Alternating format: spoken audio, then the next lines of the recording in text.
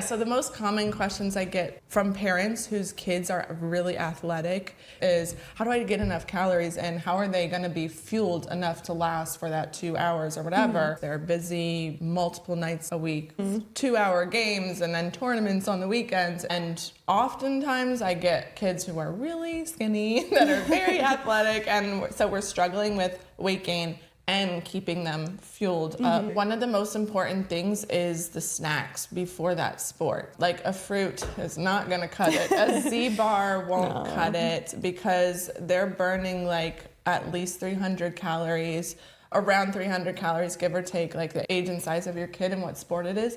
So they're gonna need almost like a mini meal before that sport. So whether you have time to pack up leftovers and give them like dinner number 1, lunch number 2, or whatever, or it's like a really high calorie snack that's 200 to 300 calories, that's gonna be really important.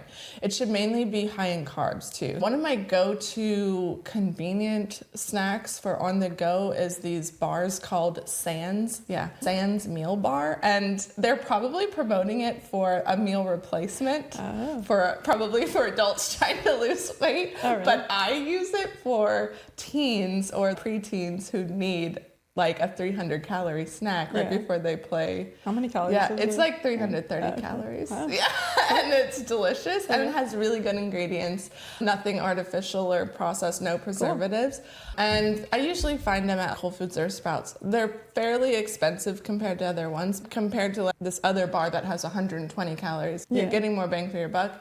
Plus, they go on sale a lot. Would you suggest parents give them like a smaller meal before they leave? Yeah, that could definitely be an option. Like heating up leftovers or something before they leave. Why not? Yeah. That's so much better than running through the drive-thru. Totally. Yeah, if you can get organized enough to meal prep a little bit, and have that meal made ahead of time, like crock pot meals or pasta meal with like Italian sausage and broccoli in it, then just warm it up and bring it in a container. And then it's also ready for after the game. And you're just like, okay, let's finish this. Yeah, so that extra planning is so helpful for the kids who are athletic and needing to gain weight and just like eat you through the house.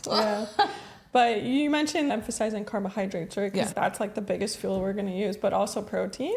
Yeah, so what I usually say is carbohydrates should be the majority of their snack or small meal before their sport, but then after their sport, it needs to switch to protein. So they need the protein after to build muscle, especially for the kids who should be building muscle, should be gaining weight. That's so helpful to prevent that muscle breakdown after they've been used so much.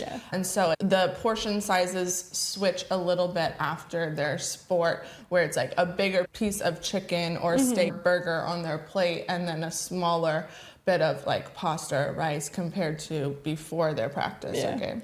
What would you say as far as like timing? Like obviously they still have to finish the game, like celebrate and then go home. So it doesn't have to be like immediately. It doesn't have to be immediately, but definitely I would say within an hour or two. Yeah. Like when you get home.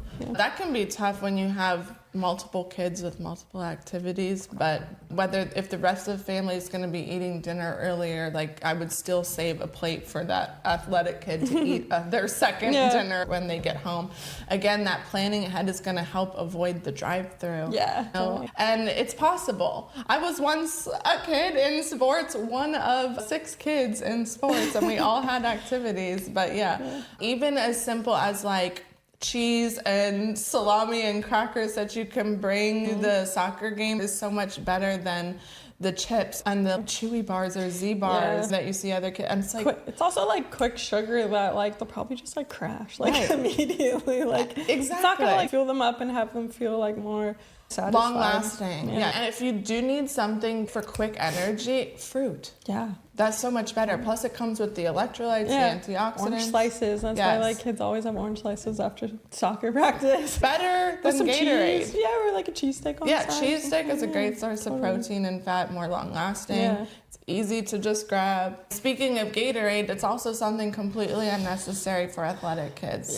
You do not want to do Gatorade. You do not want to do Powerade. That's just like pure sugar sugar. Yep. The part of like sweating is you're losing like electrolytes. So then yes, you do want to refuel those electrolytes, but also you can refuel it with like food. Or coconut water. Yeah. If your kids like that, I'm not a fan, but I know a lot of people who are, but that's like nature's Gatorade in addition to just regular fruit. Yeah. Totally. Like bananas are great sources of potassium, right? Yeah. So even doing a combination of like orange slices or bananas and then cucumbers with a sprinkle of salt. There's all your electrolytes right there, especially if your kid doesn't like coconut water. But yeah, the Gatorade comes with artificial dyes, which hopefully won't be the case in a year. And then just tons of dextrose and sugar. It'd be better to get the natural sugar from fruit than the artificial processed stuff. Yeah, definitely. Yeah. Or good old-fashioned waters, like obviously like for refueling. Old-fashioned. We're back in the old times. Oh my God, I know. Go to the well and get the water. No. Yeah, but water's the best thing when they for tell like parents hydration. like literally all they need is water, they just look at me like, really? That's it? Yes, just water. Yes. Don't overcomplicate it. Don't overthink it. All the kids need to drink is water and some milk. Yeah. I mean,